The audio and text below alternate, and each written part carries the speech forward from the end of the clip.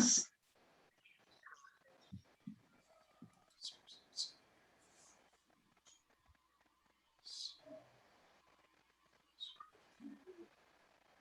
Maybe we don't have it. It's okay. It's always good to see the leadership of the sector. Oh, I see what you're talking about. Ignore John Keel and Dilfrid for the moment. They're doing techie stuff. We are. I'm learning more about Zoom every single day. I know. Whoever thought Zoom would become this thing in our lives. Mm-hmm. I still haven't mastered the sort of the background effects. So unfortunately, you see some old beat up gray cabinets. I'm hoping to upgrade my virtual real estate by getting one of these fancy virtual backgrounds. I haven't figured out how to do it either, Jean Keel. Get a nice cloth and hang it over your gray cabinet. Yeah, that might be a more practical option for me. Absolutely. Thank God for my wall of masks. Do you know what? I'm just realizing how bare my wall is now. I need to get some art or something back there. Some art would be nice. Yeah. Good morning. Good morning, Debbie. Okay, Selena, I believe we had like 80 people register, or am I making up that number? No, we did. They're coming in slowly. We're about halfway there. Give folks another couple of minutes. Yeah. All right.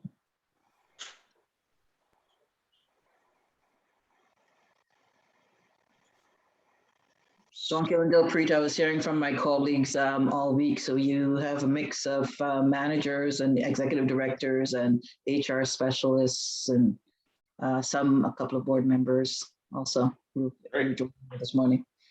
Some frontline practitioners as well. It's good to see everyone saying good morning. Good morning. Good morning.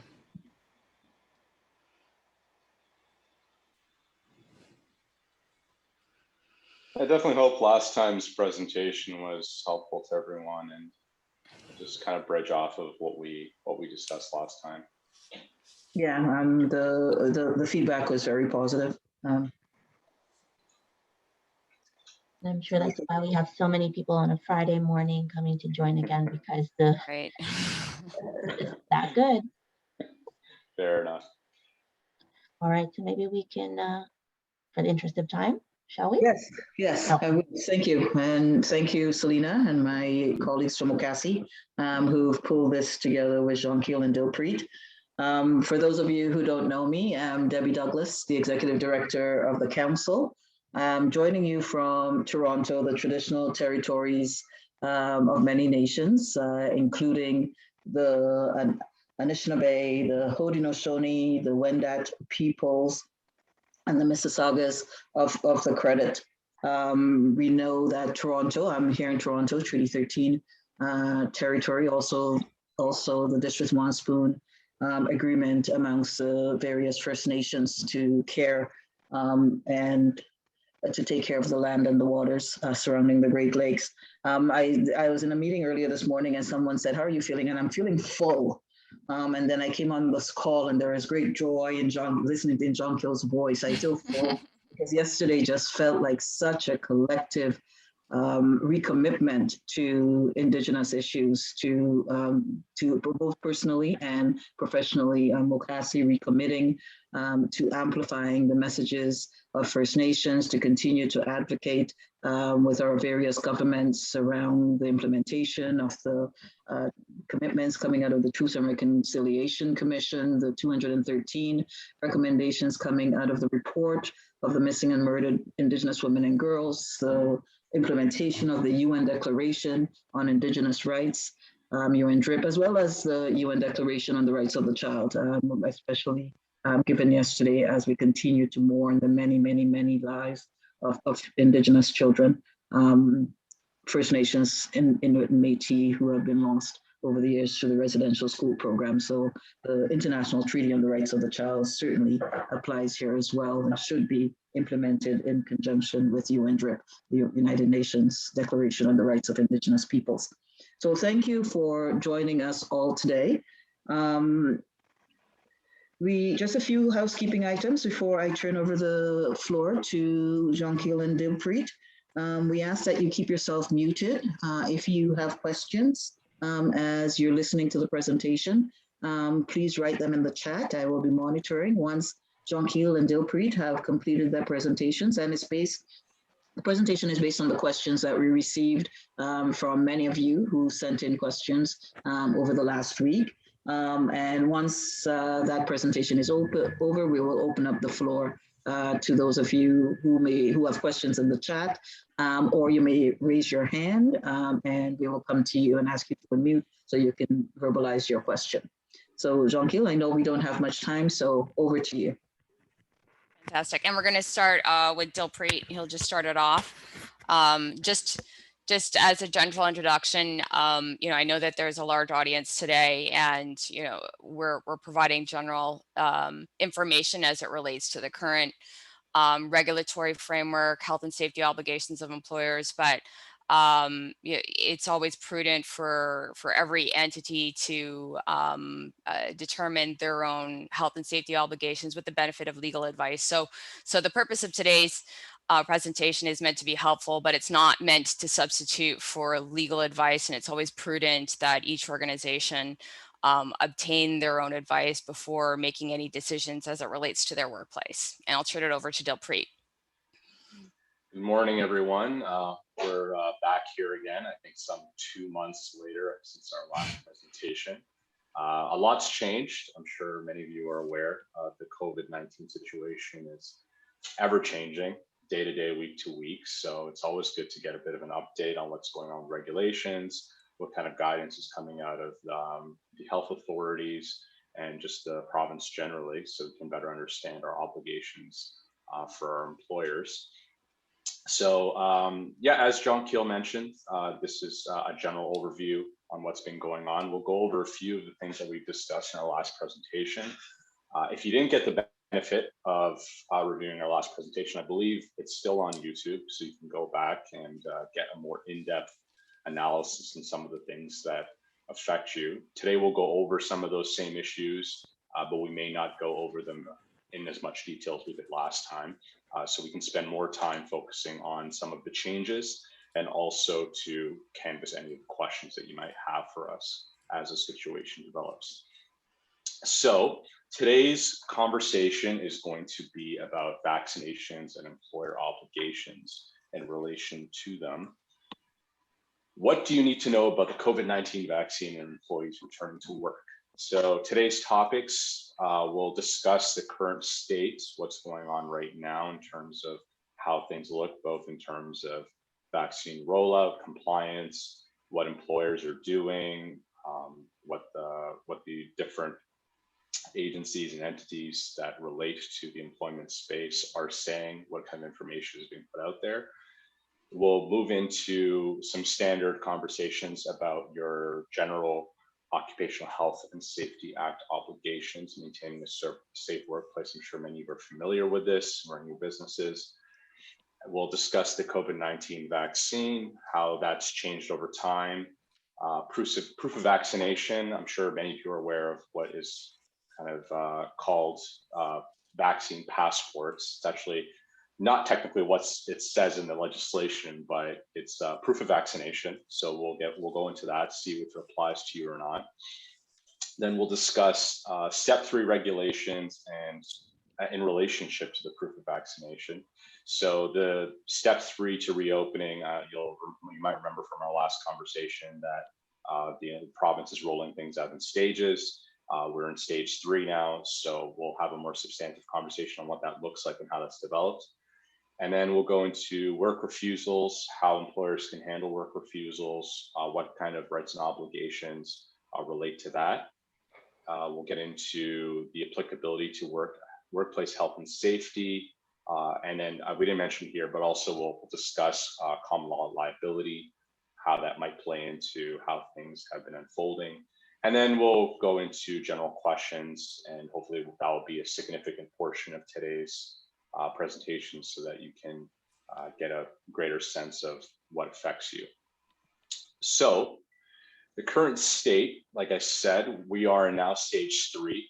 Stage 3 was always contemplated to expand indoor services with a large number of capacity allowances.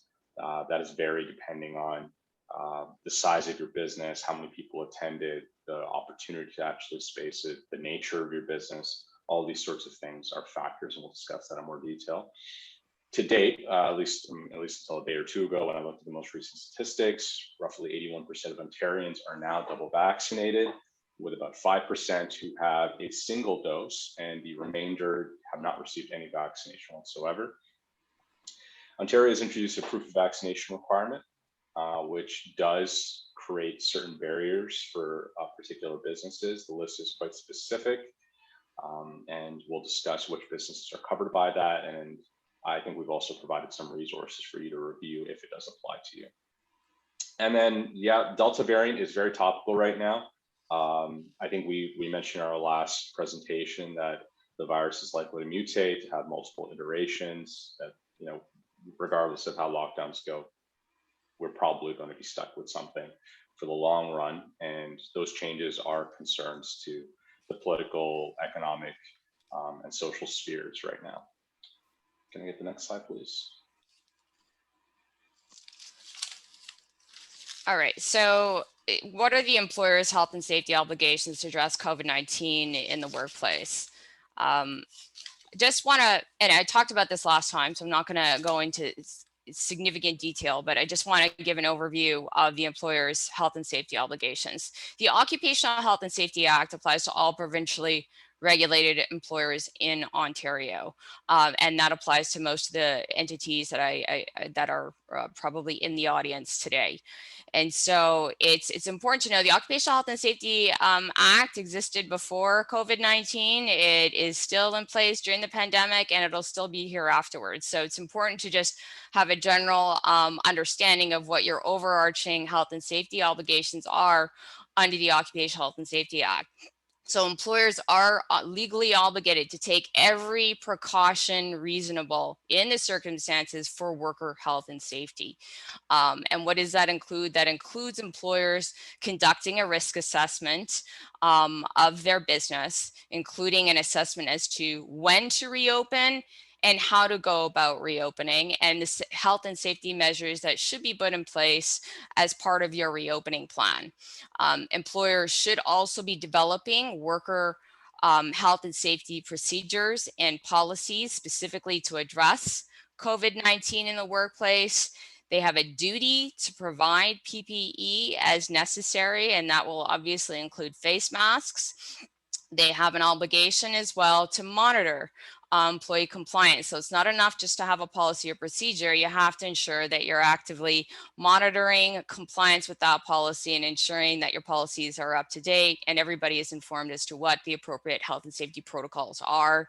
Further, staff, including managers, should be trained and given proper instruction on how to go about working safely in the environment and the protocols to be followed to minimize the risk of COVID-19 transmission.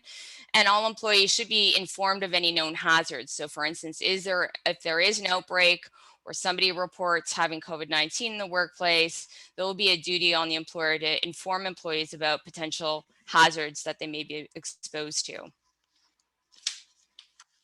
That obligation, the obligations under the Occupational Health and Safety Act are reciprocal. So it's not just an employer's obligation, it's not just the manager's obligations. Employees also have a reciprocal obligation to ensure that they are also following health and safety procedures. So employees, what does that mean substantively? Employees generally should be complying with health and safety measures. They should be wearing PPE as necessary.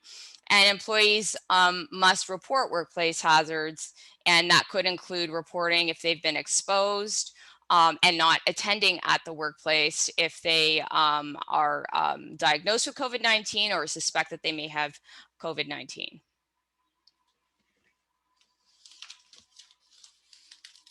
Dill, over to you. Okay, so we went over this last time as well, but let's just briefly go over it again. Health and safety considerations that you should take into account when addressing your health and safety obligations within the workplace to your employees. And like Jean-Pierre mentioned, the reciprocal responsibilities owed to you as an employer. So not all workplaces have the same level of risk when it comes to transmission. You know, like if you're working in a long-term care home, your expectations in terms of the risk will be far different than several other kinds of workplaces, obviously. So there are some general safety precautions that you can take, and I've listed them out there. Things to consider. I'm sure many of you have been doing these already, or in one way or another, in one shape or one form or another. A lot of people, for example, working from home, physical distancing has become fairly standard in our day-to-day lives. Addressing vulnerabilities in terms of vulnerable clients or employees, tracking the history of transmission so that you can better plan and better identify vulnerabilities in terms of your practices. You know, acknowledging the community spreads where outbreaks are, recognizing that certain communities might be more susceptible where your business might be versus others. Vaccine availability has become less of an issue now. This was something that was of a concern several months ago. Now it seems that pretty much anybody who wants one can get one. And then, of course, and this is still very relevant, is the level of interaction that your employees or that you have, interaction that you have with the public. And a lot of the health and safety guidelines and concerns right now definitely navigate around those issues. I think at the next slide, please. Yeah, so this is just an expansion on a lot of the kinds of things that you can do in order to mitigate the risk within your workplace. Some of these have become a very ingrained part of our day-to-day lives. Some of them actually within step 3 that we'll discuss are ways to mitigate expressly within law, and ways to mitigate certain requirements. For example, the relationship between masking and plexiglass. We'll get into that, but yeah, you can review this list briefly. You know, social distancing, PPE, directing traffic flow, screening, how you schedule your shifts for your employees, capacity restrictions, prioritization of employees in terms of return. These are all sorts of things that you can consider, and that will help you craft good policies that will maintain a safer environment and direct liability away from your business. Take the next slide, please. Okay, so let's talk about the COVID-19 vaccine. Last time we discussed this, there were still some that were in the way of approval. There's been much more concrete direction from the government in terms of which ones you can get. And I'm sure so many of you have seen some of the controversy surrounding these in terms of availability. But now, safe to say, any of these are recognized. If you've gotten them, you're good. If your employees have them available, they're probably good as well. There is discussions about booster shots going forward. It's really unclear at this stage what that's going to look like, whether it's going to be something that will be legislated, how much insistence there will be, and how frequent these booster shots might happen. So that's still a very speculative conversation. What is not speculation is the public health authority's position on vaccines generally. And then, yeah, and also the public health authorities have also maintained that that vaccination is going to be the, basically the gold standard in terms of their measurements of their goals on health and safety for the public, and of course, workplaces at large.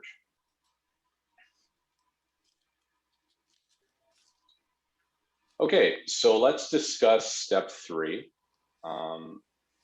This is the new regulation. Well, it's not a new regulation, but there have been multiple alterations to the regulation since it was first introduced. And that was expected because the situation was changing on a week-to-week basis.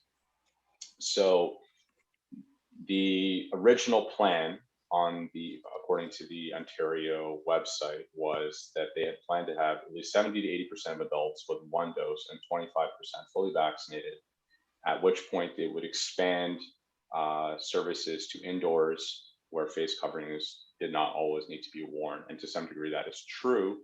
They have since created certain exceptions depending upon what sector you operate in, but there are some general rules you can follow.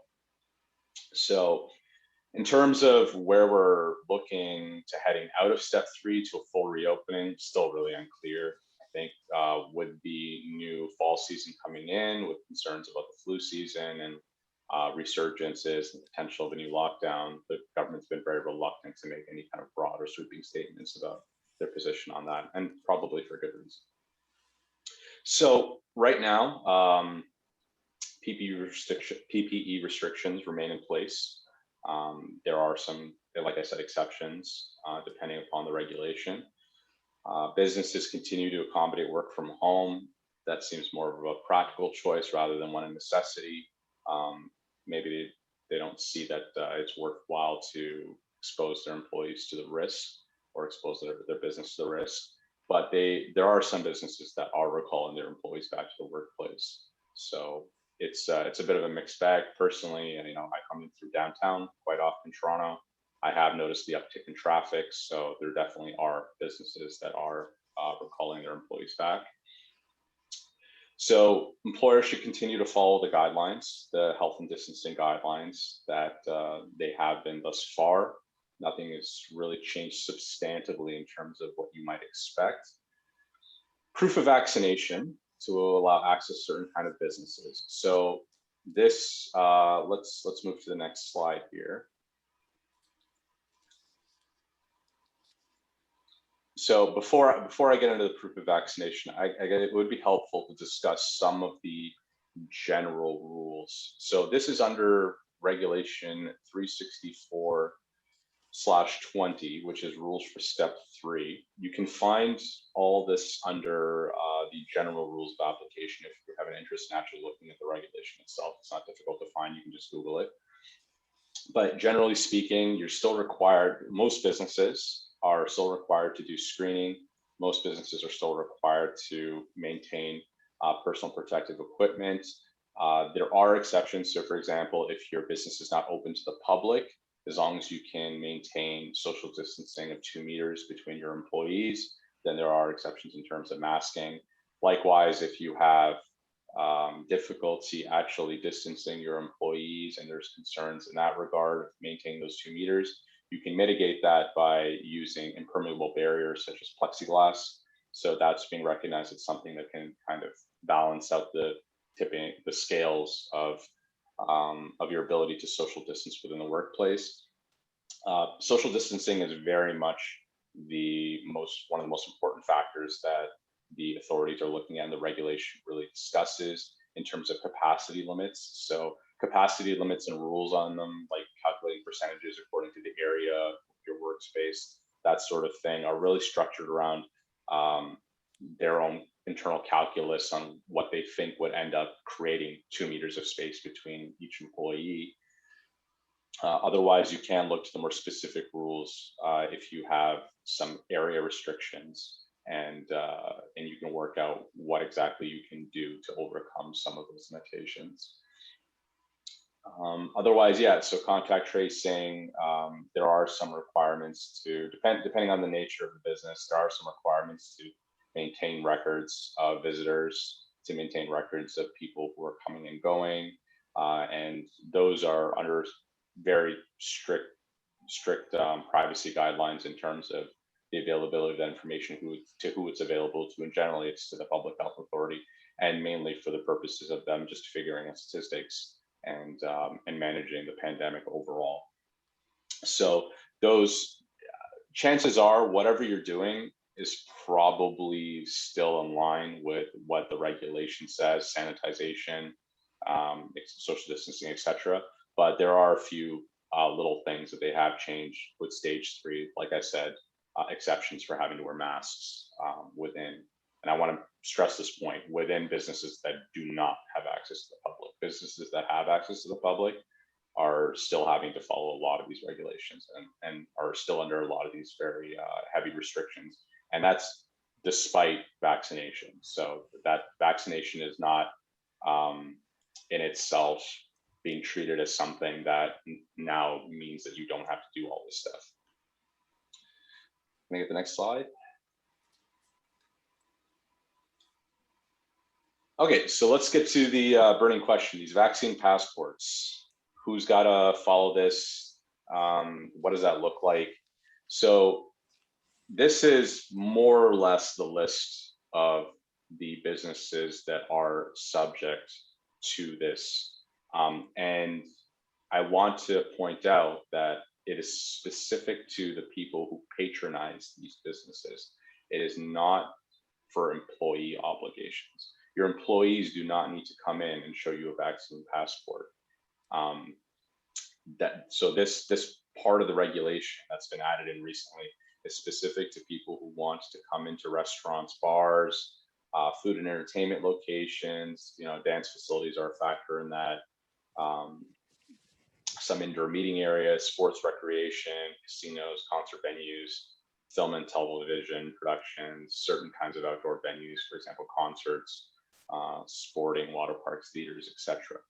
In those sets of circumstances where an individual's business falls under that category, you do have an obligation that when your patrons come to your business, that you, one, review their personal identification to confirm that this is their identity, and second, that they can provide you what is like that little passport, that little vaccine certificate that you can download off the Ontario website with your health card, put your health card information in.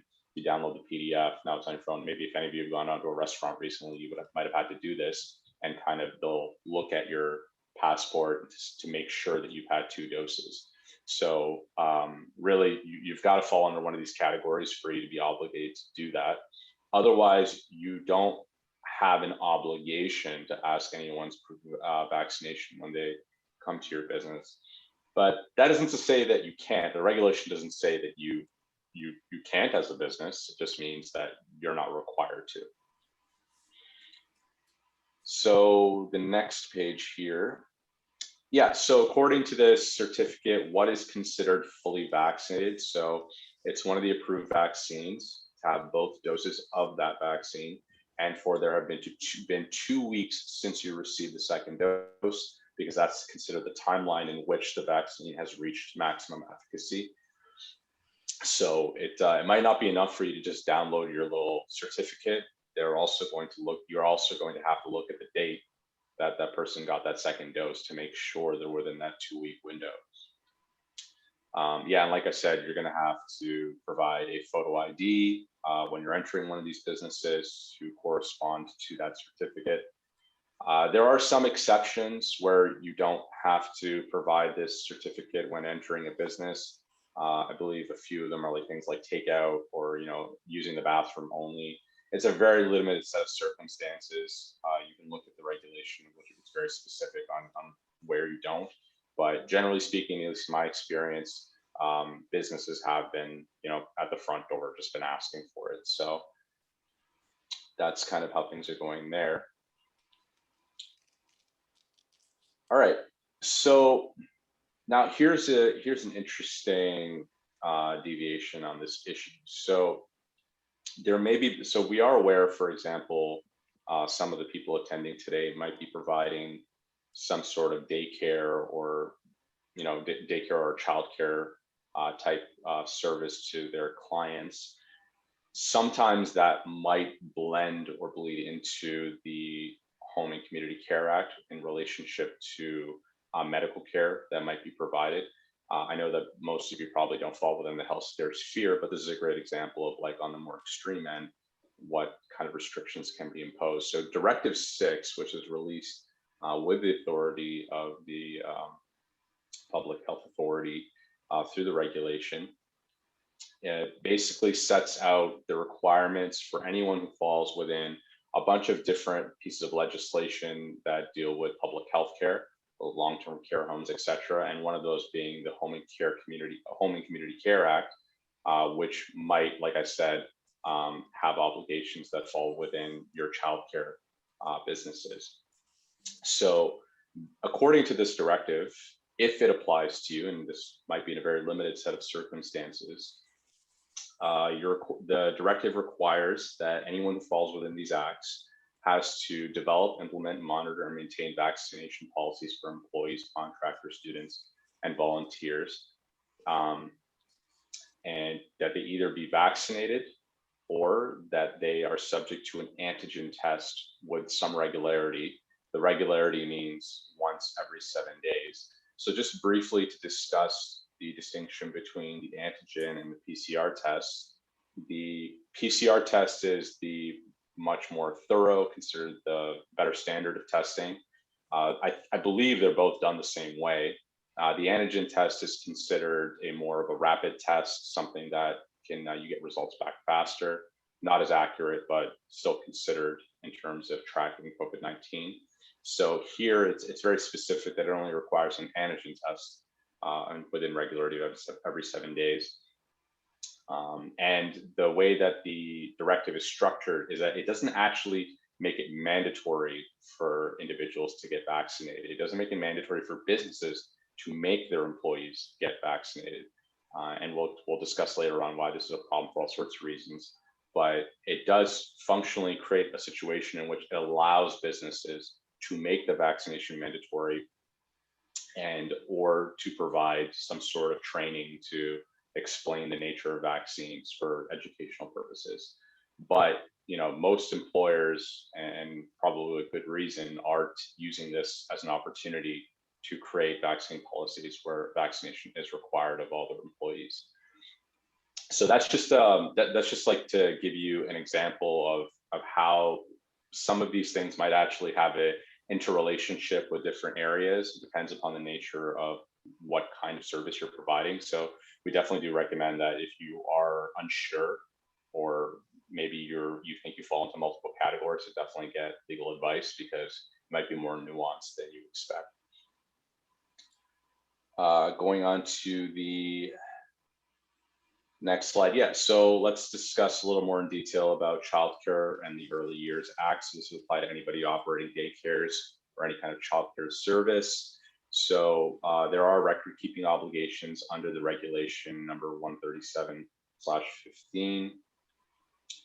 So this is for tracking visitors, tracking, it might involve getting their contact information, just in case there's an outbreak, something of that nature. You're obligated to retain these records for, I believe, at least a month for any public authority in case they do ask you of it. And then in terms of policies, you have to have a policy regarding your sanitization, reporting, communicating with parents, physical distancing, whatever kind of PPE you're using, the record keeping, how kids are being picked up or dropped off at these facilities, for example.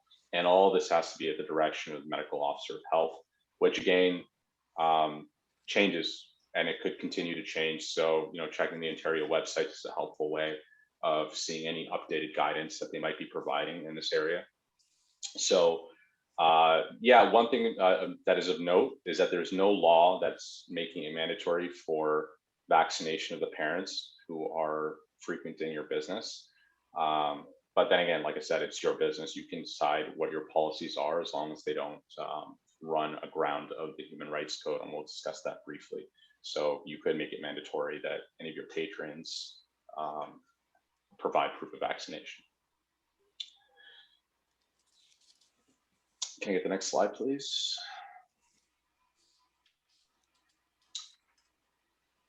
Okay, so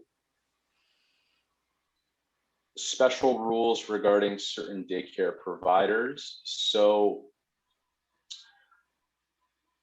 yeah, so there are, like I said, areas where this might have a bit of crossover. So there are examples where daycare services or childcare services might be provided in maybe it's not a self-contained daycare. You are providing these services, for example, in a library or in a multi-purpose facility like a recreation center or a community center.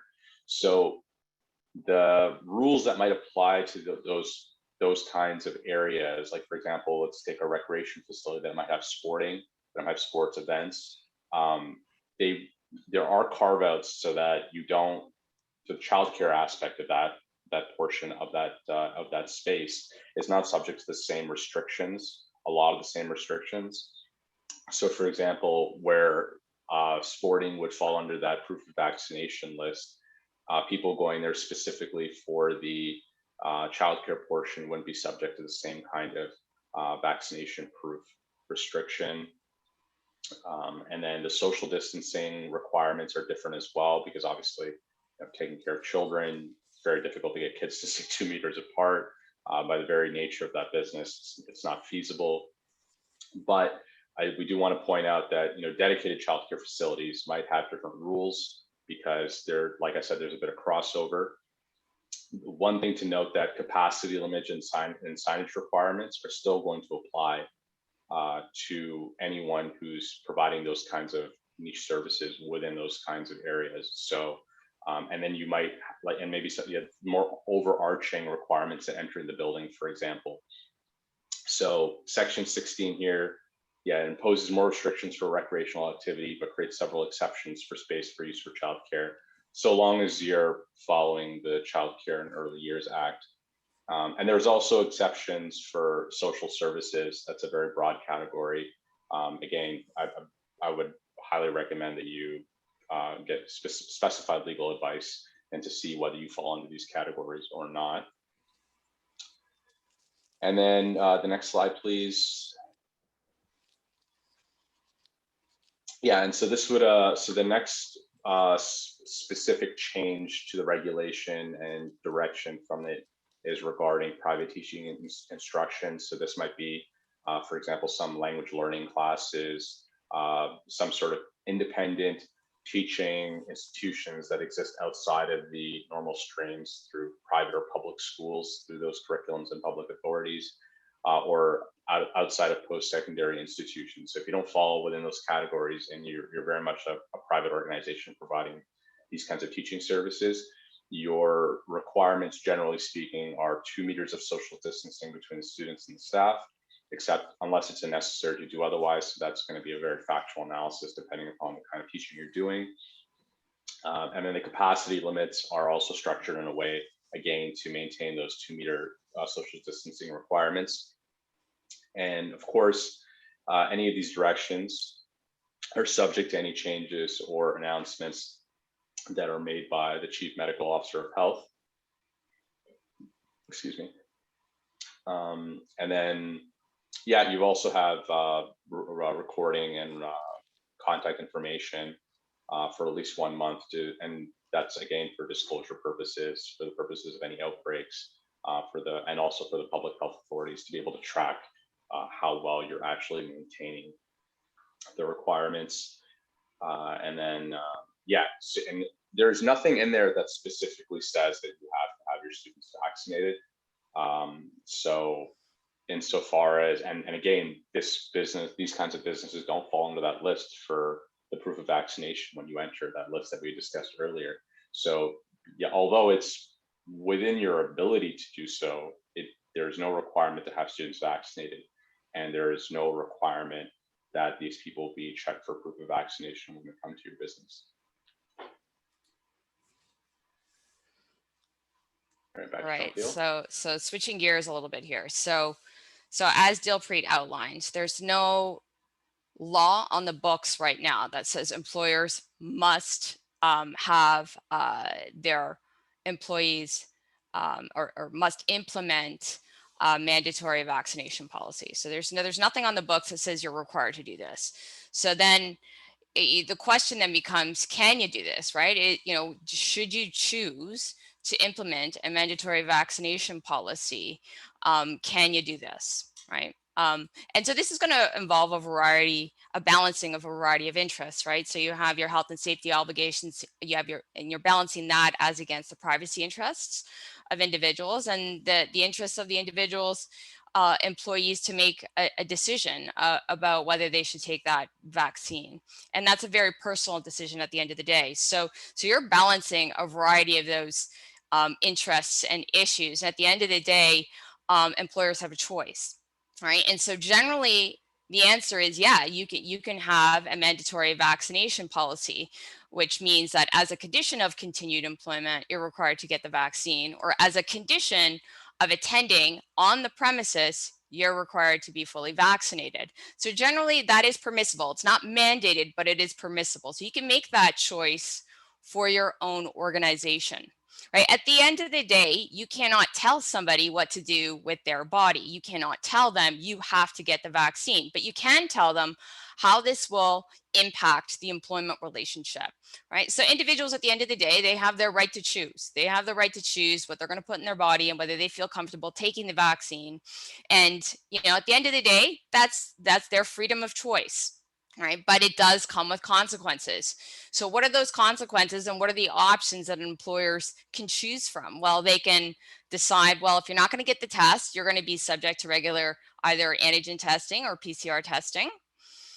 You can decide, well, you know, that's not acceptable for us, so we're going to terminate the employment relationship. And we'll talk a bit more about that in terms of what are your obligations on termination. You can decide, well, you're not going to get vaccinated. Okay, that's your choice.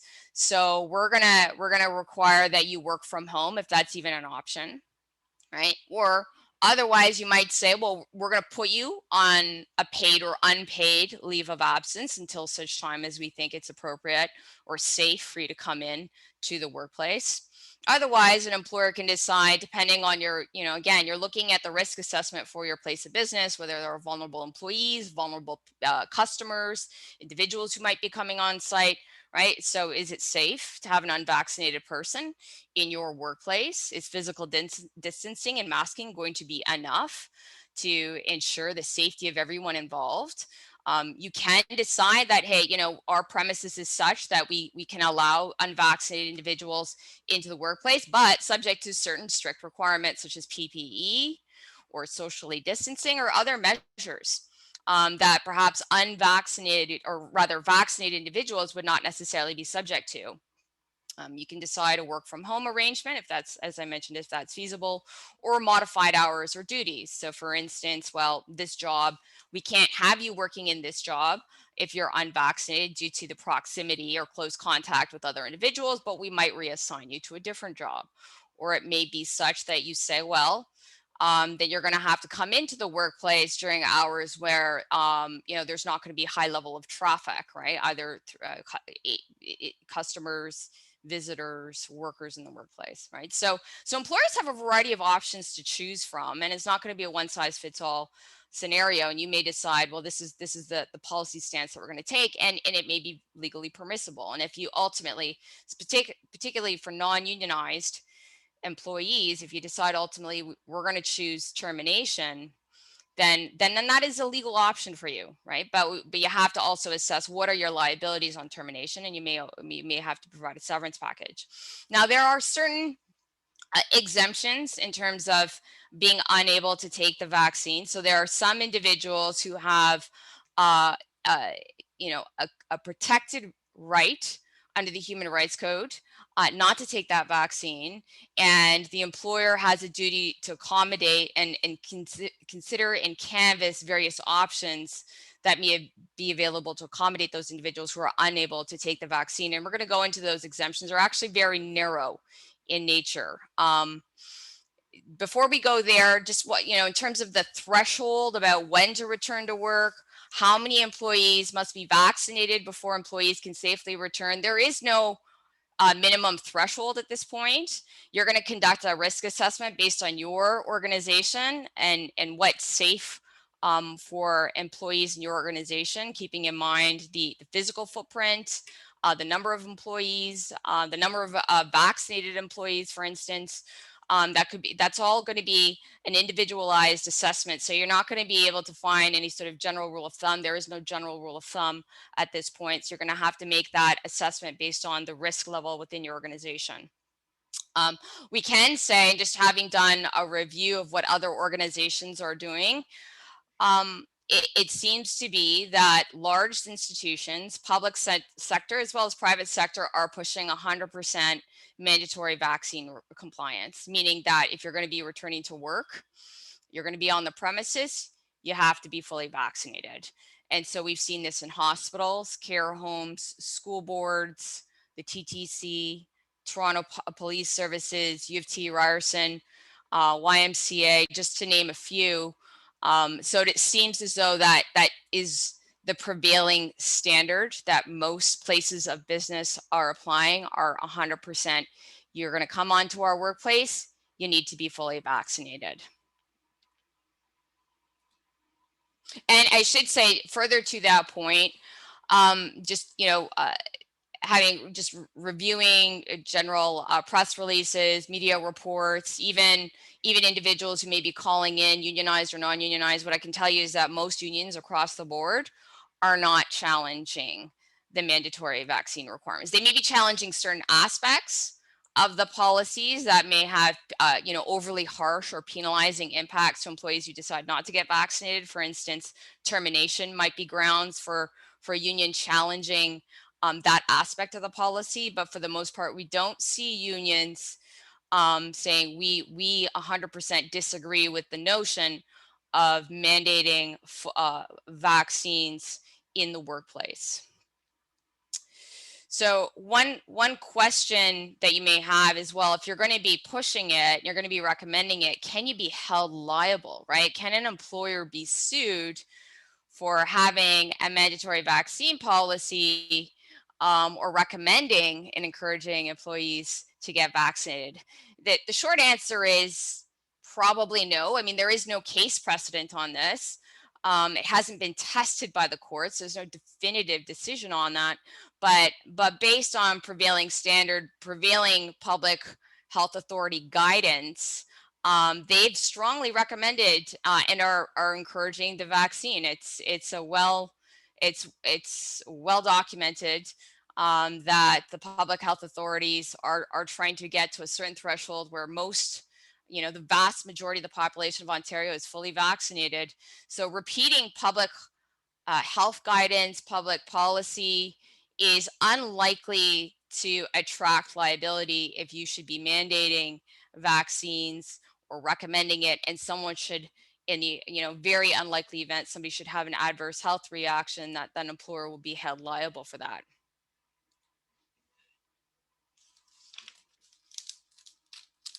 So one of the questions that we talked, one of the issues really is, well, what do you do with your unvaccinated individuals? If you're going to mandate vaccines, can you fire a non-union employee for refusing to take that vaccine? And generally what I would say is, yes, you can, but there are those code exemptions, right? So individuals who have a legitimate reason for being unable to take the vaccine, it's really not a choice, right? And those are two very narrow grounds. And if you don't fall under those narrow exemptions, you don't have a legal protected right not to take the vaccine. So an employer can decide to terminate. Okay. And so what are those two exemptions? And you've probably have heard about them. They're very, very narrow. So one is a medical reason, right? There may be health risks associated with taking the vaccine, and the other is a creed or religious exemption. Okay. And generally, if someone is going to either invoke a health related reason or a religious reason or creed reason not to take the vaccine, they're saying, I can't, I'm unable to. An employer is justified in following up and saying, well, we're going to need some adequate proof regarding your exemption here. But just to go over the medical exemption. So the Ministry of Health has actually sort of discussed this, like what is a valid medical exemption to taking the vaccine. And so one medical exemption that the Ministry of Health is recognizing are those that may suffer a severe allergic reaction to one of the components or the ingredients of the vaccine. And so what they're generally suggesting is that if someone's going to invoke that exemption, they should be getting documentation from a qualified health professional. So that generally wouldn't be a GP. I'm not saying that's 100% ruled out, but typically you would want to see documentation from an allergist or a specialist confirming that potential adverse reaction Okay. The second is that the Ministry of Health has recognized is when an individual has a history of myocarditis. And so I'm not a doctor, I'm not a health professional, I don't know much about it. It's an issue with the heart. And as I understand, it's an inflammation of the heart issue. And so if they have a history of that, there could be a high risk of inflammation of the heart or some adverse reaction. And so again, the person who's going to be invoking that as a reason not to take the vaccine, you're entitled to a document from a qualified health professional. That could be a cardiologist, confirming that they suffer from that and are unable, and it's not recommended that they take the vaccine because it's unsafe for them. And then the third exemption that they've sort of recognized for health reasons is somebody has already taken the first dose and they've suffered a severe adverse event. So either a severe allergic reaction or a severe side effect, either triggering myocarditis.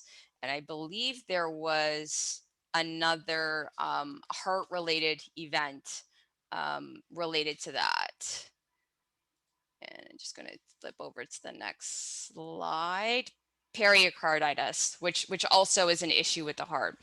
So these are very narrow health exemptions that are being recognized. And I've had individuals who've contacted me. They say, well, I suffer from asthma and I'm worried about taking the vaccine. Again, that's not a valid medical exemption that the Ministry of Health is recognizing. Okay. If you're presented, and there could be a variety of other, medical grounds that somebody may present. If it's not within these categories, it doesn't mean that it's 100% not valid, right? We're not health professionals. You should be assessing essentially the medical documentation that is being furnished by the individual.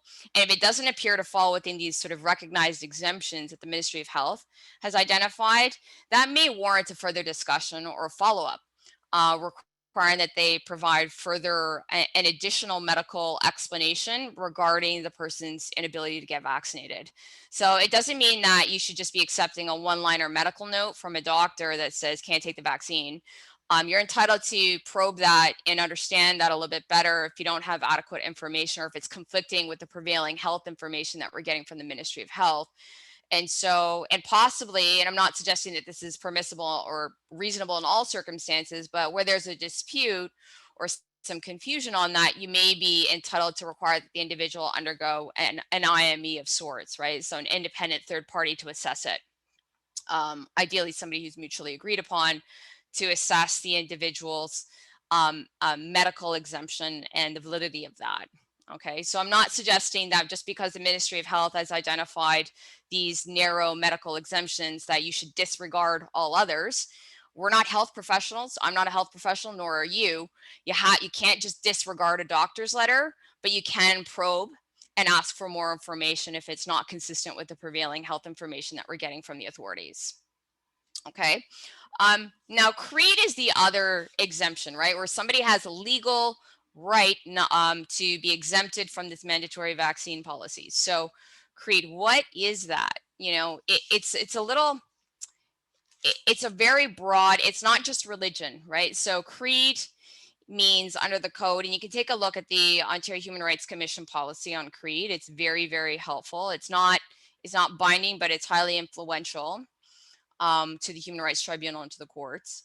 And so the creed is generally putting it on a high level, where a situation where somebody's got a sincerely held belief system that's integral to their identity, and there's a nexus to an organization or community that professes to have that shared belief system. Okay. So typically, the easy ones to identify if somebody belongs to an organized religion, right? They're Christian. They may subscribe to various religions that are known, and sort of we can understand that. But it's broad, just in terms of the definition of creed. But it's not broad enough to cover one's individual personal preferences or their personal beliefs. Okay, so someone might have an individual strongly held, fervent, and sincerely held belief that they're against the vaccine, they're against vaccine mandates. I've had some individuals who've called in and talked to me about it, and sincerely held beliefs about, for instance, the vaccine. I've heard, and I can't verify the validity of this information, a lot of people have indicated that they believe that the vaccine has fetal tissue, or has been fetal tissue is actually contained in the ingredients, or that they've experimented on fetal tissue. I'm not sure where they're getting that information. I'm not going to verify that or validate that on any level, but based on that information, they have the view that this is against my personal belief. Okay. And I'm a Christian. So somebody has said, I'm a Christian. They have, this is contrary to my values. And because I believe that there has been experimentation or ingredients involving fetal tissue, and this is against my religion. Okay, so then what do you do with that? That's a really tough one, right? Because, you know, so they say this is my sincerely held belief. Well, then you can ask, well, we need some sort of documentation, right? We need documentation from either your church, your community, the organization in question that can validate this. And so what I can tell you is that a lot of individuals are having trouble getting that type and furnishing that type of documentation. I know people have gone to their churches, their priests, their bishops, whomever, without success. And I can tell you, if someone believes, well, there's a certain part of the church that doesn't believe this, again, I'm not a religious expert. I don't know anything about your belief systems, but they probably will need, an employer can insist to say, we need some documentation from the organization to understand the scope of this, right? And understand the exemption here at play. So if somebody is saying that they have a personally held sincere belief, which is entirely genuine and valid in their own mind, it doesn't necessarily attract a legal protection. Okay, so it has to be fit within creed. And if it does, if there is a valid religious exemption, we're not really even aware of any, I can tell you just from researching it. It doesn't mean it doesn't exist. It just, we're not aware of any known organizations, communities, religion, sort of organizations that may subscribe to a certain belief system that have come out and said, we are against the vaccine. So that's something to assess on its own merits. Take a look at the documentation. If you have questions, you can always consult with a legal professional to assess, well, do we have to accommodate here? And at the end of the day, if it's just someone's individual belief system and they just don't want to take the vaccine, or they're personally against it, that's their decision, but it's not a legal protection that exempts them from the vaccine policy. So what can you do? You can decide, well, we're going to terminate your employment, or we're going to give you very limited options here. And just be aware when we talk about, I'll talk about, what does accommodation look like? So accommodation for those that actually are unable to take the vaccine because of either creed or a health exemption, then that can mean that they're going to be subjected to regular testing, either antigen or PCR testing. It could mean that you could be looking at a work from home arrangement, modified hours, modified work duties, rigid PPE or social distancing requirements. And be aware that beyond sort of those exemptions, right, that we've identified, there may be vulnerable people who may be disproportionately impacted by certain COVID-19 policies that on the face of it seem neutral, but may have an adverse impact on a certain community group. So for instance, like one that would come to mind is somebody that might have a mental health condition, right? And they may have a very severe mental health condition and they, are triggered, there's a significant phobia attached to taking the vaccine. So they may not fit within the sort of, okay, well, there's no adverse reaction, there's no physical health impact here, but there may be a mental health reason why that person cannot take the vaccine, at least right now. And so you may have to be, your policy should be flexible enough to assess that. And you should always invite individuals who may need accommodation, whether it's mental health, physical health related, or creed or otherwise, that you have an accommodation policy. So it's not going to be a one size fits all policy. You're going to have to assess every case on its own merits.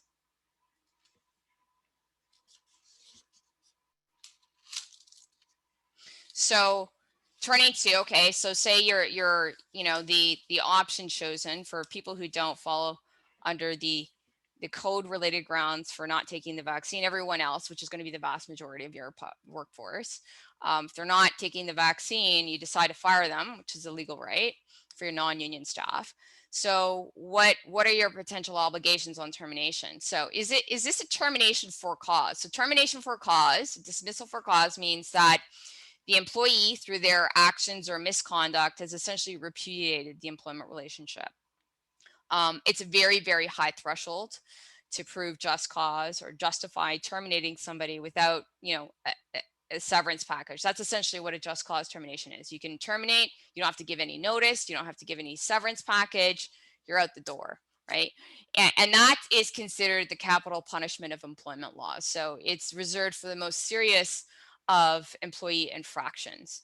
So the question being, can you terminate for cause because they refuse to get the vaccine? Now, you may have a very strong view about, you know, their, you know, whether they should or shouldn't be. And as an organization, you can ultimately, for the most part, make the choice to terminate. But I don't think it's going to be cause for dismissal. This hasn't been tested by the courts, so I can't say that there's a definitive answer on this. But my gut, based on the law, is that probably not. My best guess is that's probably not going to be considered cause for dismissal. Because at the end of the day, this is a very personal choice. And what somebody decides what to do with their body is an intimate decision. Nobody can dictate that for them. It can have consequences as to the longevity of that employment relationship, but I don't think it's cause for termination. Now, is it frustration of contract? Well, frustration of contract, what that means is that there's an unforeseen event beyond the control of the parties that makes the employment contract essentially impossible to perform, right? So something beyond your contemplation, that because of this unforeseen intervening event, we cannot, you know, the contract as it existed has been, we call it frustrated. So frustration of contract is a very narrow set of circumstances. I've seen situations where employees who are on extended disability leaves for, you know, going on several years. It doesn't necessarily amount to frustration of contract. So I think it would be very difficult as well for employers to just terminate on the basis of a frustration of contract, especially if the individual can perform the essential duties of the position, right? So if they can perform it and have been performing it for a lengthy period of time now under the pandemic from home, or if they can be placed on an unpaid leave of absence, right? Is that really a frustration of contract? I'd say probably not. And just so you understand what frustration means, from a practical perspective, it means if it has been frustrated, you don't owe a severance package. Okay, that's what that essentially means. Now, termination without cause. So that's probably the scenario that, you know, if a court were to assess, you know, employer deciding to terminate an employee because they didn't take the vaccine, they didn't follow the mandatory vaccine policy, probably going to be considered a termination without cause. So that will then trigger an employer's obligation to provide certain notice and severance. And that will, you know, how much notice, how much severance, that's going to be based on the individual circumstances of the employee. Whether they've signed a contract that might actually clearly define what their termination entitlements are. In the absence of that, it's going to be governed by a common law standard. And typically, you know, if you have very long service employees, it could be a very expensive severance package. So just be aware of that. You may be liable, in other words, for much more than the minimum statutory obligations. But again, that's something you would need to review with your employment counsel with respect to your obligations on termination. What about non-union staff? So some of you, actually, sorry, I'm not even just circling back. I'm getting ahead of myself thinking of actually the unionized environment. So the question here on this slide is, can you fire a non-union employee for refusing to return because they're afraid of COVID-19? We talked about it last time as well. You know, at the end of the day, if the province is allowing operations to be open, under certain conditions, of course, as we get out of the step 3 and hopefully to a full reopening. That means that you're allowed to operate and you can require that staff return to work, right? You can start recalling them back to work. Now, at the end of the day, there are certain steps to follow under health and safety legislation that gives a worker a right to refuse work that they genuinely believe to be unsafe. Now, it may not at the end of the day be unsafe, if it's determined by an inspector, but initially if they're saying, I'm afraid of coming back, I'm afraid of taking the subway, or I'm afraid of, there may be certain people who are unvaccinated, they have a right to make that concern known to the employer. The employer has a duty to assess the risk and assess what the concern is. So you shouldn't be just dismissing it outright because the province is allowing you to reopen. You should be assessing every case like that. And every case may be different, right? So some people may have a variety of different situations and reasons why they may be refusing that work. So conduct the risk assessment, assess whether there have to be necessary precautions put in place based on their concerns. If the worker and the employer are not aligned with respect to whether it's safe to return to work, the Ministry of Labor should be contacted. And they have to be notified of the work refusal. And so an inspector would engage an inspection process by the Ministry of Labor. And if they deem it safe, then the employee is required to return to work. You can require that they return to work. If they don't, then there could be disciplinary consequences up to and including discharge. I can tell you just from the statistics that were published by the Ministry of Labor, most work refusals at the height of the pandemic were declined. Now, so this is the slide that I was originally contemplating earlier. So can you fire unionized workers for refusing to get the vaccine? So there are a different set of rules, of course, as it relates to unionized employees. It's not a situation where employers can just clearly terminate without cause. There could be collective agreement restrictions on the employer's ability to terminate without cause. So as I mentioned before, refusal to take the vaccine is probably not cause for dismissal. So unionized employers may have to consider a variety of other options for those who are saying, I'm not taking the vaccine. If you're going to require that they be at the workplace vaccinated, what are some other options, right? And you also have to be mindful not only of the code exemptions, but the collective agreement restrictions. So what are options short of termination? Well, just over to the next slide, you can consider providing the individual with alternative work, unpaid leave. You're going to work from home for the time being, modified work schedule, mandatory PPE, regular testing, or some other reasonable option that may be appropriate for your workplace. I think this is over to you, Dylan. Yeah, okay, so I guess this is a good segue now. Can employers require that employees return once the province has fully reopened? So, I mean, Jean-Kiel has, in some detail discussed, return to work and recalling employees, their fears, how those work refusals are being treated. So, if we can get the next slide, please. Sure.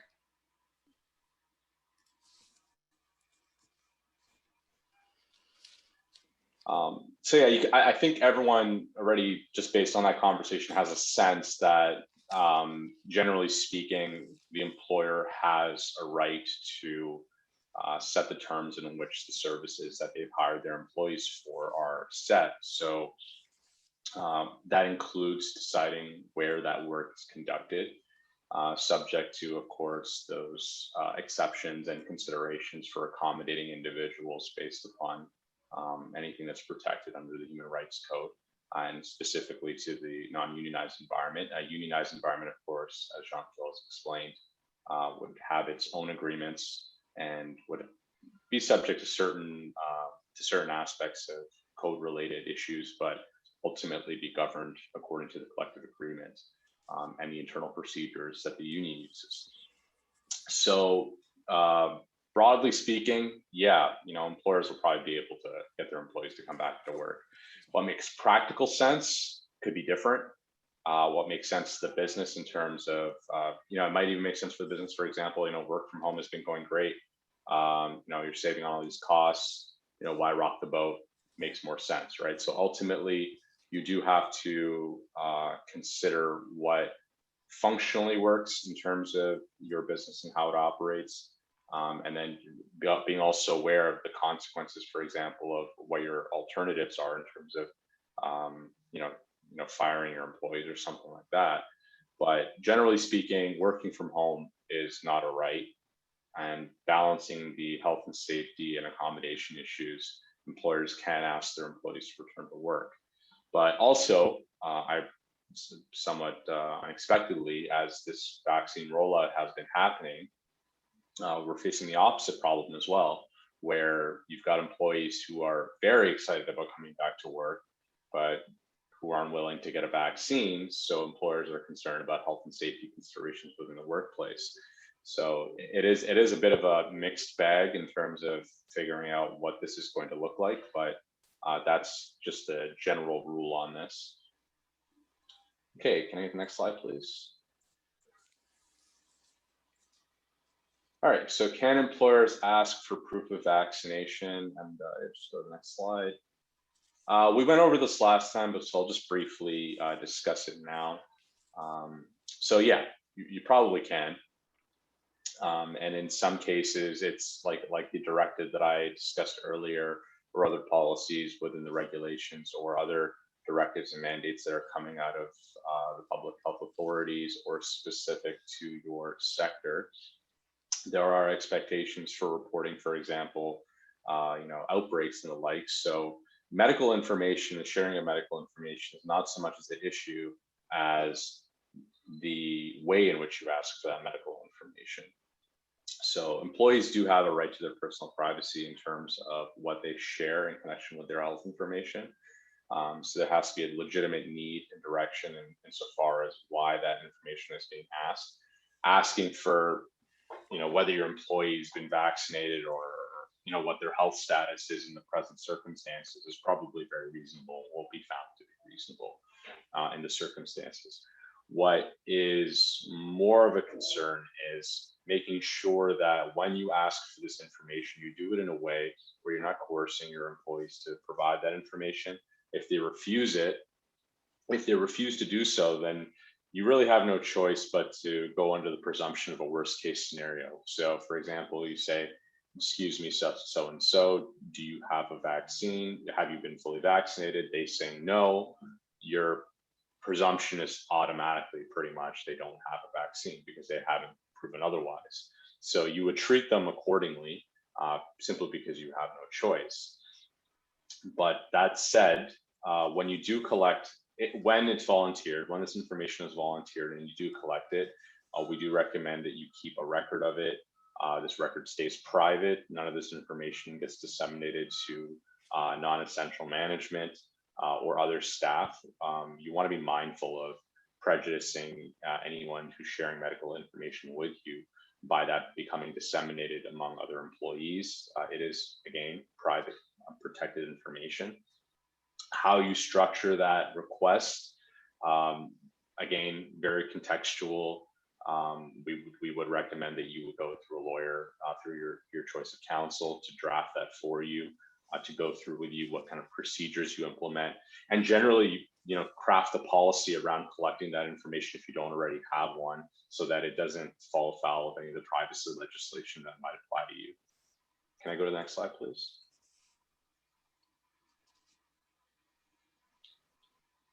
Yeah, so again, this is a lot of stuff I just discussed. Make sure the obtaining of that information is voluntary. You get that consent, what that information is for, how you're going to use that information, and you'll probably want to specify how long you're going to retain that information. And I did mention earlier in some of the regulations, some of the practices for even just record keeping of people's contact information that, in case the medical officer wanted to go and obtain that from you, under what circumstances it would be kept and who you would provide it to. So the regulations reflect very much the same sort of privacy considerations that I'm explaining now. So it's not out of step in terms of what the province really expects of you in terms of your other record keeping obligations. So yeah, and the last thing I want to say about this is really the reason that you would give in order to collect this information is for health and safety. And you might get some people saying things like, and I've heard this one quite often, even among people who've consulted with me, and they'll say things like, you getting a vaccination has nothing to do with me getting one. If you're vaccinated, you're protected. What does that have to do with you if I decide not to get one? You're just as likely to spread COVID-19 as I am, et cetera, et cetera. So in that sort of a circumstance, what I often tell my clients is, you don't need to get into a medical debate with these individuals who are bringing forward this argument. And in fact, you shouldn't bring a medical debate no more than I would engage in medical debate with any one of you. I'm not an expert. I didn't go to medical school. I'm not a scientist. I don't know enough about this area. All I know is what the public health authority is saying. And ultimately, when if this was ever to go to the full length of going to court or whatever, when the arguments are made, they're made based upon what the public health authorities are saying. So ultimately, you should rely, and you can rely on the direction from the province, from the Ministry of Health, insofar as you craft your policies for collecting medical and health information. And you can direct any employees who have issue with that to those. And if they refuse, they're perfectly well within their rights to do it, but you're also within your rights to maintain a safe and healthy workplace. And you can take any of the steps that we've discussed today accordingly. All right, yeah, so this is, for example, this is another argument that you might run into, which is, I've already had COVID-19, I've developed antibodies from exposure. I don't need to get a vaccine to protect myself. And likewise, the other argument, I'm not a threat to everyone else. Specifically, health authorities not recognizing natural immunity right now as a valid exemption. The gold standard is full vaccination. It's heavily signaled. The very fact that the proof of vaccine or the vaccine passport is a very strong signal from the government of the direction that they're giving private organizations and the public at large in terms of what their expectations are for a baseline of return to normalcy and health and safety.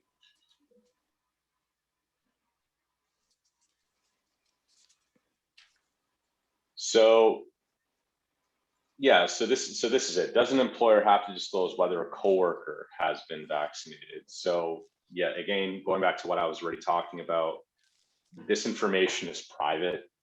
There are obligations for you to maintain the privacy of your employees' health information.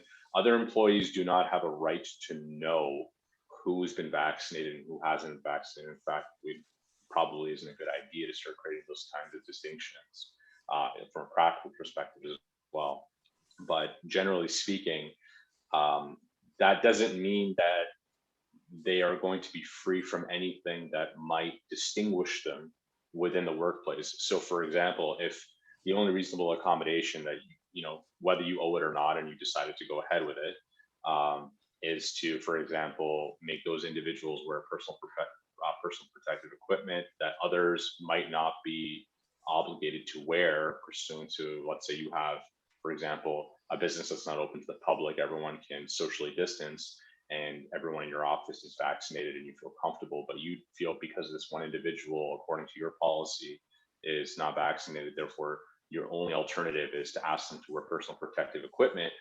It'll probably become pretty obvious very quickly to the rest of the staff who's not vaccinated. Now you can't say, everyone who's not vaccinated has to wear PPE. I mean, you could have a general policy like that, but you can't like single an individual out and say, yeah, this person is wearing the PPE because of the fact that they refuse to get vaccinated and they don't have a vaccine.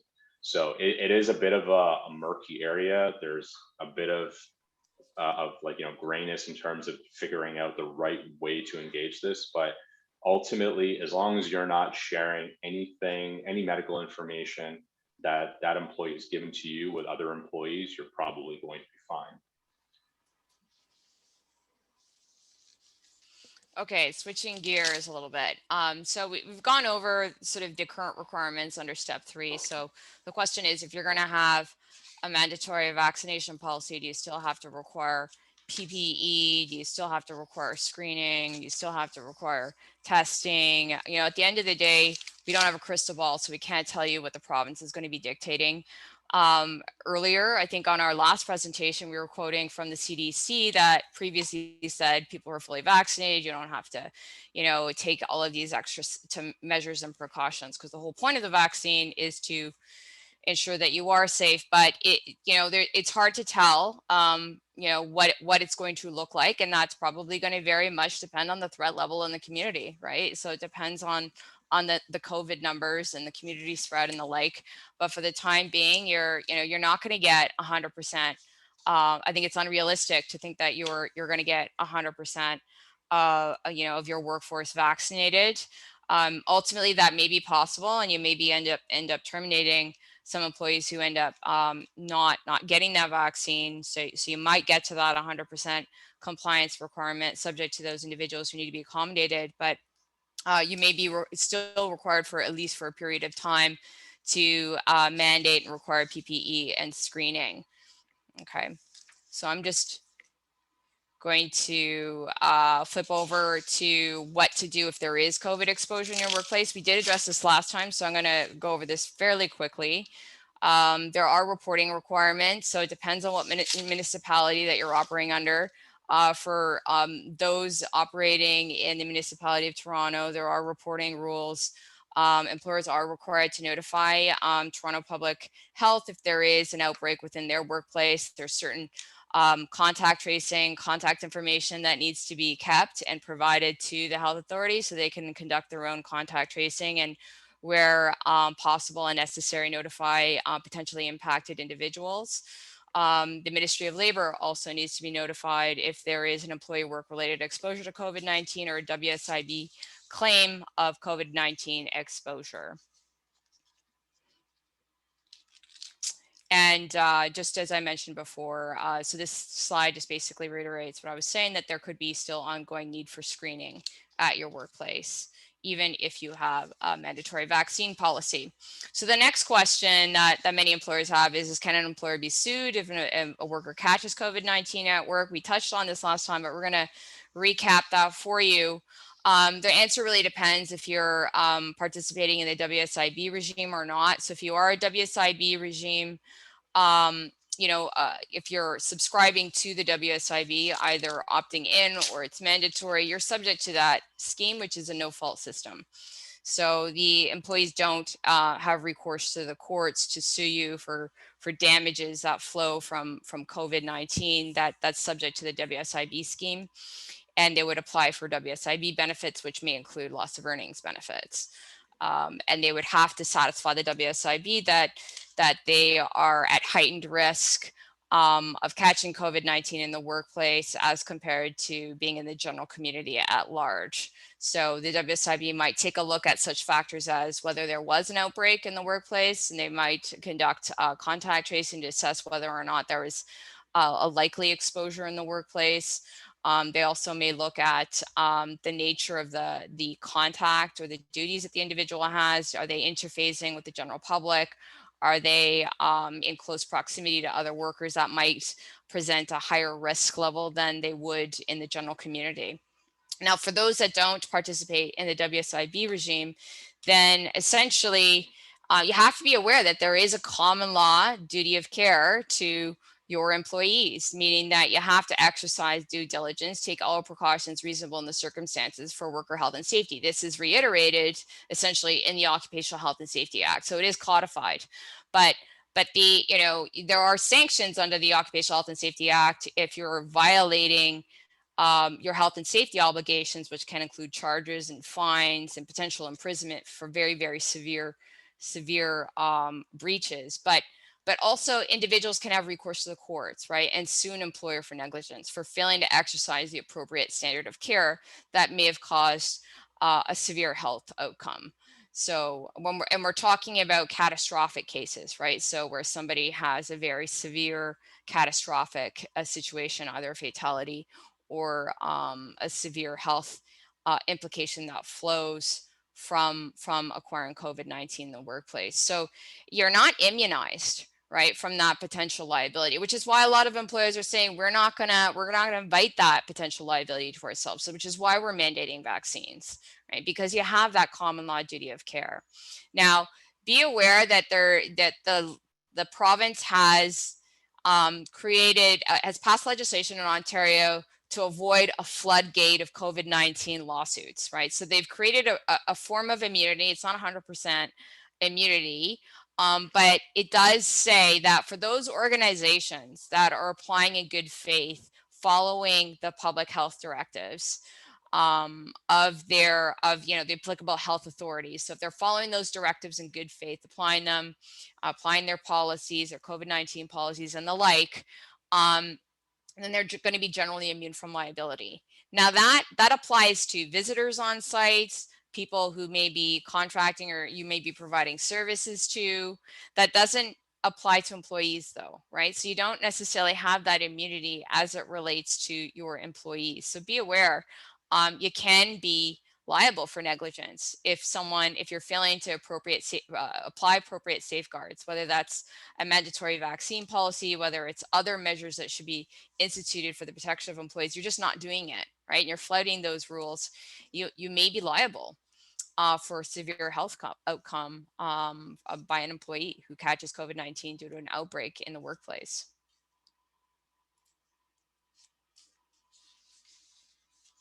Over to you, Dill. Yeah, okay, so again, more speculation, but what will an open workplace in Ontario look like? So, like I was saying earlier, and what Jean-Keel's just described now, I mean, the proof of vaccination rollout is a really strong signal from the province on what the priority is. I don't think it's a coincidence that a lot of the businesses that are being targeted are around the entertainment, restaurants, things people like to do and, like to do quite a bit and probably miss quite a bit since COVID-19's become an issue, are the ones where they're requiring proof of vaccination. It's not just the fact that people are rubbing shoulders together very in close proximity. It is that the general trend, at least politically and socially, and where things are headed, is for overall vaccination compliance. They want, I think that the goal is that once they reach a certain threshold and people getting fully vaccinated, that's when the real conversations are probably going to start about what a full reopen is going to look like. So I think a lot of businesses are feeling the pressure and the inclination to head in that direction as well. For some of the reasons that Jean-Keel mentioned, also for their public image as well. It's a difficult position to take, especially within today's political climate. So I also see a lot of difficulties for people who don't have valid exemptions and who are going to be trying to find alternative work or just live their day-to-day lives. The way everything is kind of structured right now is that life is quite difficult if you don't get vaccinated. And COVID-19 is likely to stay with us for a very long time. The heightened risk is unlikely to remain indefinite, but in one way or another, this is not going anywhere. Some of these restrictions are probably not going to go anywhere. Others will get loosened, and some might be ready to be re-implemented at a moment's notice if the public health authority think it's necessary. So, and I think a lot of this is being informed by these Delta variant fears now. And I mean, I would not be surprised if the other variants coming out in the next 9 months to a year, and then similar arguments and similar cyclical patterns emerging. So ultimately, employers, they need to be mindful of keeping keeping apprised of all this kind of stuff and making sure that they're updating their policies with any new directions that they're getting from the government. But also just generally, assessing their own risk levels and deciding what makes the most sense for them in terms of protecting themselves. and making sure that they provided a safe environment for the people who frequent their business and the people who work within that business. So I'll just shoot it back to Jean-Kiel here to wrap up. All right, just to tie it off. So to recap and just to think about best practices for your organization, you should have a COVID-19 policy. If you don't have one already, I'd be very surprised. That it should address vaccination, because that will be the burning question. Whether you're going to require it for your organization or not should be addressed. You should have clear policies for accommodations. For example, medical or creed exemptions or any other accommodation, just so that employees know that they may have a protected right to be accommodated, and a confidential process for handling those types of accommodations. You should be, as you're planning your return to work, conduct your risk assessment, and be applying due diligence as part of your policies, but also implementation on the ground in terms of whether you're going to mandate the vaccine. We would suggest that is probably the most prudent choice, and that's really the safest choice at the end of the day when you're looking at it from a health and safety perspective. As well, applying PPE, testing, remote work options for your workforce, and assess alternatives to dismissal. Dismissal, ultimately, you may not be in a position to easily just terminate your staff, or a good percentage of them who decide not to get the vaccine. So even though that may be an option to you, it may not be a feasible option for right now. So you may have to explore other options short of dismissal. And if you are terminating, you're going to have to assess, well, what are my liabilities now? What are the severance packages that we're going to be required to pay out for those staff that we do decide to part ways with because we're at odds on the COVID-19 policy? And that's when you should engage counsel, and you should have any policies, procedures vetted, and make sure that you're looking at any specific rules that may be applying to your industry or place of business. And I think that's how we'll tie it off, and we'll turn it over to the audience for any questions. And there may have been some questions that have come in. I can't see the notes of, I'm just gonna disable my share screen now, so I might be able to see some of the questions or notes from the chat feature here. I'll let Debbie moderate that. Thank you so much, Jean-Kiel and Dale.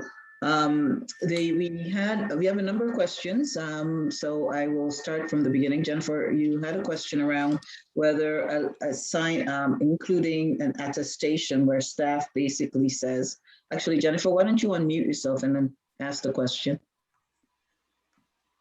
Sorry, I had put too many in the chat. So the board has approved a vaccine policy. It applies to staff, clients, anybody that ever does anything in person. So we're trying to figure out how to manage all this. We're not going to collect all these thousands of certificates, but I'm wondering on all these screening forms where they're dealing with all this, if I just put like a bullet where they're basically saying by accessing any or participating in anything in person, I hereby attest that I am fully vaccinated or subject to a medical exemption / human rights code exemption, it wouldn't tell people who's vaccinated and who's on the exemptions. Would that clear us on the privacy thing if only like 2 people are seeing those screening forms when they come in? So, I mean, in terms of who's seeing the screening forms, generally it should be on the needs to know. So whether that's 1 or 2 people, or those are the 1 or 2 people who have to be applying and enforcing the policy. So it seems to me that you're limiting it to a narrow set of individuals. So you're ensuring that the privacy is protected there. It's not clear to me that an attestation would be sufficient to establish that they actually have been fully vaccinated. So most employers are going to be requiring that they actually submit their proof of vaccination. I know that may be tedious, but that might be the most duly diligent, apart from just relying on someone's say so. So you can decide that you're satisfied with that, or you're satisfied that they're just going to say that they're subject to the code exemptions, in which case you should be assessing, well, for those that are exempted, what are the options, right, to ensure that they're going to be safe in the workplace. So I don't think I have any concerns about the method in which you're collecting the information. And it seems as though you're narrowly keeping that to individuals who ideally are the ones who just, it needs to know. But it's not, it's not clear to me that that's going to be sufficient to just require someone say so to properly enforce this from a health and safety perspective. Because, you're giving them the easy out, right? To say, I'm telling you that I've gotten the vaccine and I'm just going to cross my fingers that you're not going to ask for it, even though I didn't get it. right? So you're putting yourself at some risk there, that there may be people who are actually not being completely forthright or honest about that. It would be grounds for dismissal. If they're lying about it and you find out about it, you can say for right now, perhaps we're collecting it. It's too tedious to get all of the documentation right now. And, until the province comes out with its, digitize, the app, which will be very simple and probably easy to collect that information. But it, short of that, it would be duly diligent, I would suggest, to actually get the proof of vaccination. We put it in our policy that we could ask for the proof to confirm an attestation in the future, but we're dealing with like hundreds of mentors, for Got it. example, that are out Yeah. there. So it's like, it's not just the staff, but it could be several hundred Yeah. volunteers. So I we don't mean, want to be, you're- Yeah. One thing I would say is that perhaps be a little bit more careful with the attestation in respect of people testing that they fall within an accommodation, because that's a very case-by-case basis thing, and you probably don't want to create a precedent within your workplace where just about anything can be, like you're going to want to look at it, and there's probably not going to be a million people claiming an accommodation, because it's a very narrow basis in which you claim it, and there could be further obligations in terms of your ability to investigate that and figure out whether it's a valid one or not, right? So that's something I'd be more mindful of out of the gate, rather than just whether or not people have been vaccinated or not. But otherwise, yeah, I agree with John. Yeah, and to deal Preet's point, like I've had individuals who are calling me, right? We're getting lots of calls from individual employees who are like, this is my creed exemption, right? This is my religious, and they don't understand that it actually doesn't qualify from a legal standard. So, a lot of people don't necessarily understand or appreciate what a valid exemption is. So for instance, a lady who called me told me, I have asthma, but I can't get a doctor's note. Yeah. But I think that's a health restriction. we were going to do that for our staff. It's like, it's the clients and all that all Yeah. these other random members of the public coming in terms of Yeah. investigating each one of those. But that's a valid point. So Yeah. I appreciate that. Thanks. Yeah. Yeah, there's a question from Jason Terrell around antigen testing. And this has come up throughout the week from other member agencies about having employees test at home and then tell you that they've done the test and the test is negative. Does that open the employer up to liability if, in fact, the test wasn't negative or the test wasn't undertaken? Yeah, the most duly diligent would be to verify the results. I would suggest. Again, you can apply a policy where you're just going to rely on, the goodwill and in good faith rely on what the workers are telling you, but it would probably be duly diligent to verify the results, or at least give you the option. Perhaps, I don't know how large your workforce is, and maybe it's just not feasible, right, in terms of being able to cross-reference every single person's test. But the employer should, at a minimum, be spot checking and reserve the right to see the results of the test to verify for themselves if you're not going to be conducting the testing at the workplace and you're going to leave it to employees to administer. And just, Dill and I did some research on that too, like in terms of the testing, right? Like it's not, the guideline that they're sort of putting out under Directive 6 that's subject to hospitals, long-term care homes and the like. They're talking about testing at a minimum 1 week intervals, right? Possibly more. But 1 week, weekly testing, it's like the price range for these tests. We've seen prices ranging from $40 a test to $150 a test. So it's not cheap. I also want to point out two things on that topic. I mean, this is not binding law, and there's been no debate about this within the courts yet of the applicability of it. But the Human Rights Commission, in their policy report, did indicate a lean towards not pushing the expense of any of these kinds of accommodations, especially testing, onto the employees. So at least my view of it is, and I think John would agree with me, is that the cost at the end of the day is probably going to end up falling on the employer, depending on the circumstances. But if it's a valid exemption, or you are agreeing to accommodate the employee, then that's something you'll have to consider. And secondary to that, there seems to be these at-home testing kits versus going to, like, for example, Daycare or something and getting a legitimate test there. I mean, you know, if they're going to a testing center, there'll be like some sort of report or something. It'll be no different than you collecting medical information. Just send me a scan of your thing. I'll keep it for this purposes, and that's how you can confirm it with reasonable certainty. I think you get into a murkier area where people are buying their own kits online and doing their own tests at home. I mean, it's way harder to prove and verify those because, you know, they can just get anybody in the house to do it, right? They can get a friend to do it for all you know, and they're just gonna go, here, look, I did the test. I'm good to go. Yeah, you may want to set out specific parameters on the type Yeah. of testing that's going to be considered acceptable, you know, from an organization perspective, if you're going to allow them to take the test themselves. Yeah, so what I'm hearing is that it's best to do the testing at the workplace. You have more control over it. Yeah, from a Yeah. health and safety perspective, I would say so. Yeah. Jennifer, I don't think there's a list of religions and creeds at any official list, but I don't think we can decide that the religion of Debbie is an exemption to the rule. I don't think that there's a question around whether or not termination for lack of COVID tests has been tested in the courts. I don't think that has happened yet. And it will be interesting to see. My sense is that it will most likely happen with the hospitals. I know there's a real pushback within UHN for those of you who live in the Toronto area, for example, around some of this that may very well end up in the courts. So the question around that is that if someone's fired because they're refusing to take the vaccine test, hasn't been tested, Oh. yeah, in the courts. Yeah, no, that hasn't been tested in the courts yet. Yeah.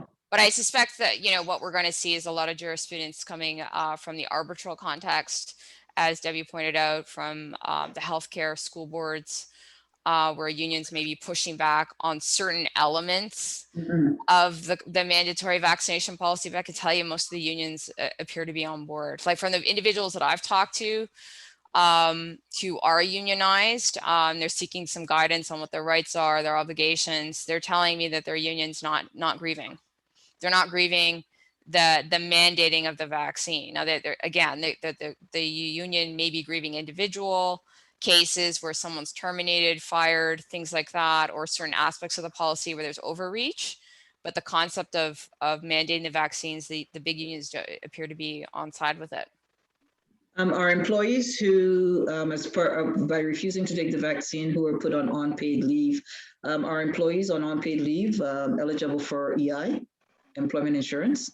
Actually, it's a good question because, you know what, I may have, so what we'll do is we'll take a look at the current Service Canada information. Generally, EI is broadly available for individuals who are forced to take leaves.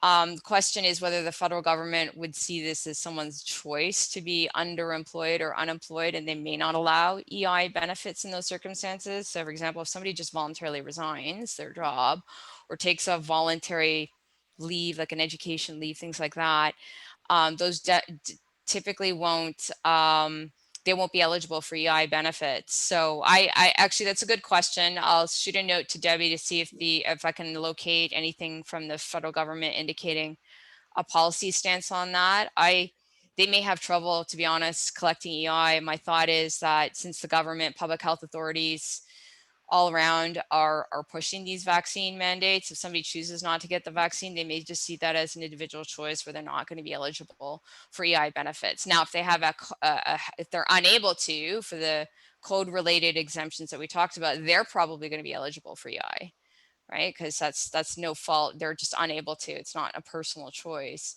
So I think that'll be the distinction. So my gut says probably not, but I'll get back to Debbie on that question for you. That's great, and we'll get it out to the participants. Issues around mental health accommodations. You talked about there being very narrow medical exemptions. What about folks' anxiety around getting vaccination, people who have been diagnosed with PTSD related to medical traumas? Are you seeing any of that listed from health in terms of exemptions? No, I'm not seeing that as a listed exemption, but everything has to be assessed on a case by case basis. So I don't think you should just dismiss it outright. I think you're going to have to take a look at it, perhaps get some more information from the doctors to understand what the individual's inabilities are in the circumstance, to assess, is there really a valid medical restriction that precludes them from getting the vaccine? Just having everyone, there are going to be plenty of people who have subjective fears about getting a needle, getting the vaccine, but that doesn't necessarily mean that it's a medical restriction that a health professional would validate. So if you are getting a note like that, that's something to further explore and potentially require further additional, have them see a specialist, or undergo an IME to really verify. I'm not suggesting that it can't be valid. There may be circumstances where it is, and so you're going to have to take a look at that. Yeah, to that point, and generally the purpose of that IME is to create that causal connection between the thing that's causing them the reason, like the thing that's actually concerning them about the vaccine, to like something that's diagnosable. So if they're saying they have anxiety, but they might have anxiety about a number of things. Their anxiety might actually be rooted in something else entirely, right? So that might not be sufficient. Like something that I maybe could see is like more viable is like, for example, someone's part of a vulnerable community, racialized community, and the Human Rights Commission has given some direction on this. And let's say they have a very bad history with medical health. They've been subject to medical malpractice, or they're part of a community where the trust is broken down between them and health authorities.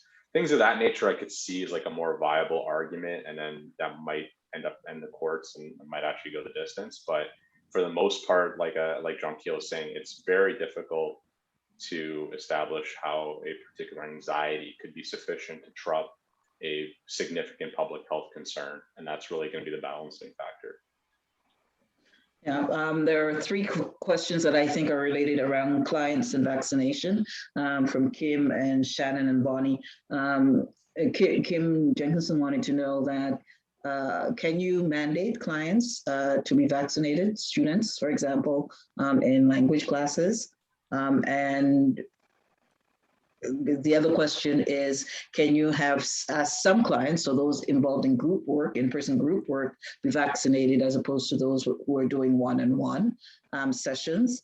And the third question around that is, can you make vaccination mandatory for some clients and not others? And can an employee refuse to work with clients in person if the clients are not vaccinated?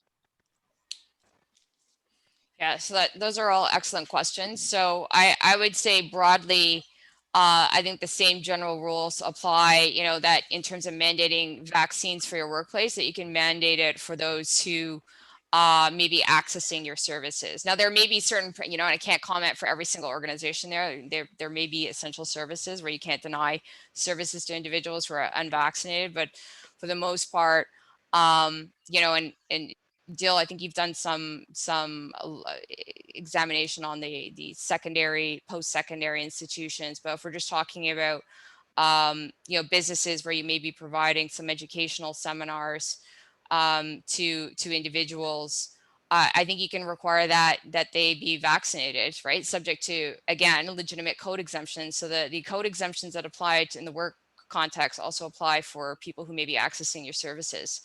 So yeah, you can require it, whether it's in your students, people coming on site, groups of individuals, or one-on-one, right? That's up to you as an organization. And many organizations are doing that, quite frankly. And that seems to be the goalpost and the safest option, and the gold standard. Now, as it relates to employees refusing to work with an unvaccinated individual. So say you decide, well, we're not going to require all of the individuals to be vaccinated, a worker pushes back. So again, this comes back to the work refusal, right? So if there's a work refusal, I'm not going to work with that person, this is unsafe for me, you have to investigate that as an employer. You have a duty to do that, right? And assess, well, what are the risks? What are your concerns? If you're not aligned with the worker, you'd have to refer the matter to the Ministry of Health, and an inspector would be appointed. And if the Ministry of Labor is saying it's safe for that person to work under these conditions, then you can require that individual to work, right? And with that unvaccinated individual. So if you're cleared by the Ministry of Labor, and that's probably the duly diligent process to follow, right? To verify if there is a conflict there, there's uncertainty there about whether it's safe, whether it's unsafe. Then if the Ministry of Labor is clearing it as being safe, then you can insist that individual work potentially with the unvaccinated clients.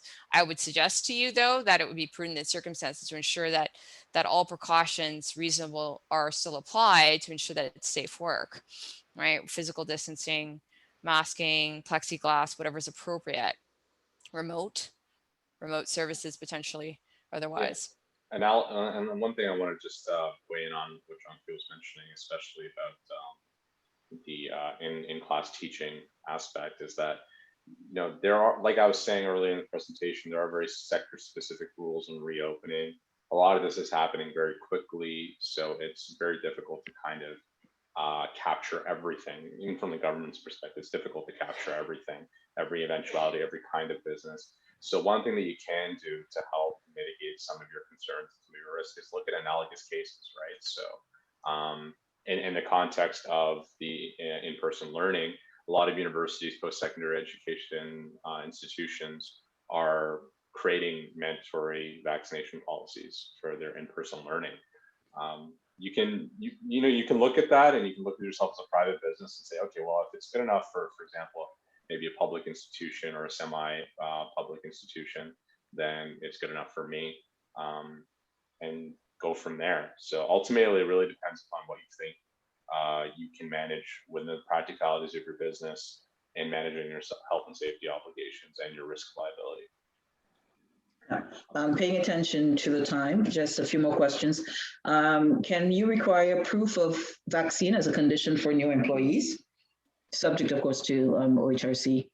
Yes. So yes. That was easy. Fatima is saying that this is around issues of privacy. If an employer requires non-vaccinated staff to wear PPE while vaccinated staff may not, isn't that then disclosure of vaccine status? And can that be subject to grievance based on some privacy being breached? Yeah, I mean, they're not going out wearing a sign, I'm unvaccinated, but it may just be obvious because they're going to be subject to a different set of rules. But that's, that the health and safety obligation for the protection of workers is going to trump that privacy concern. So you're right that practically speaking, even though we're not supposed to be disclosing people's vaccine status willy-nilly, practically speaking, people are probably going to understand who's vaccinated, who isn't, based on the work environment and the arrangements being made. And I would suggest to you that that's less of a concern, right? Than the health and then ensuring that you're applying appropriate PPE for your workplace, if that's the prudent thing to be doing, right? And right now it's required, right? So right now, for businesses that are providing in-person services, you're back to work under step 3, you're required to have that PPE. So it's not optional. Yeah.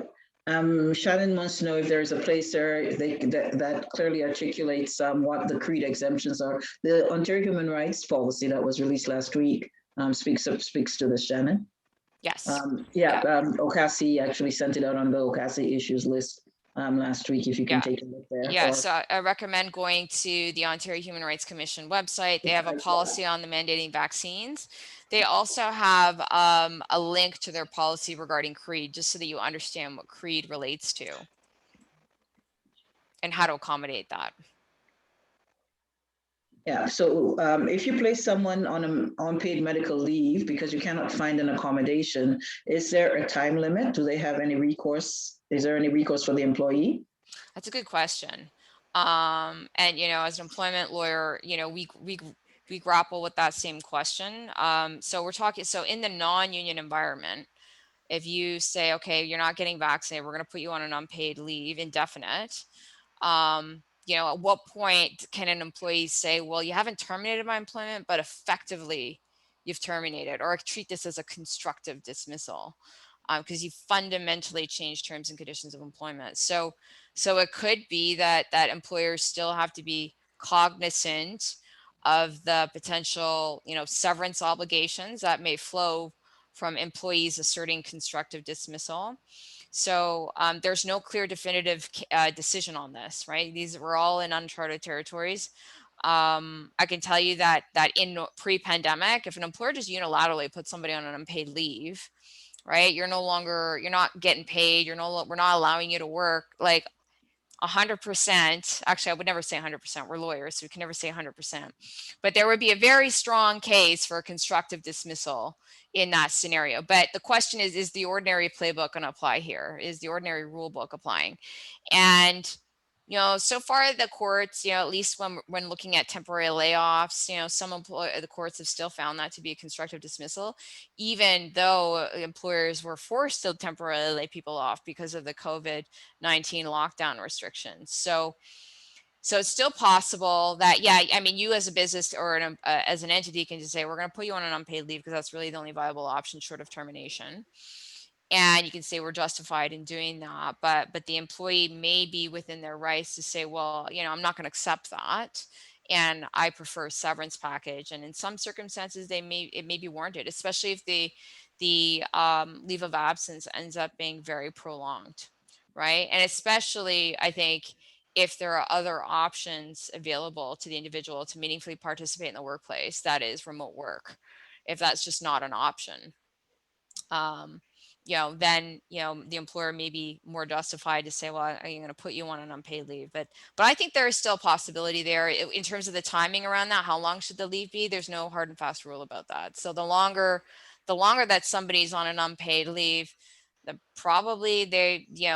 more justified potentially that they may say, well, I want a severance package, and I don't agree to this. You owe me a severance package in the circumstances. Good. There are questions from Barbara around what are the valid exemptions. There are human rights and medical exemptions, and that John Keel and Bill talked about, that you can certainly, once you replay the recording on YouTube, those questions will be answered. I believe that I have asked all of the questions. Am I missing anything? Folks, put up your hand in the last 3 minutes or so we have. Is there anything that's pressing, Fatima? I just wanted to know, can we and should we include our vaccine policy in our job postings? I don't see why not. I mean, Okay, but I great. think as part of that, you should still have accommodation, right? You should have a note on accommodation, right? So you're not inadvertently screening people out who may, be validly exempted from it. But yeah, you can. I don't see anything wrong with that, but include some language in there that your policy allows for people to come forward with accommodations. All right, thank you. Thank you. Thank you all. Thank you, Jean Keel. Thank you, Dilpreet. This is so much good information. As we said, we will have the recording up on YouTube as soon as we can and send it an alert. Jean Keel, you will send us information around the EI piece. Yeah. That we will share. Great question, great information. Thank you all. Have a wonderful, wonderful Friday and a great weekend. Thank you. All right. Take care. Thank you. Thank you. Great Bye-bye. work, Selena. Bye.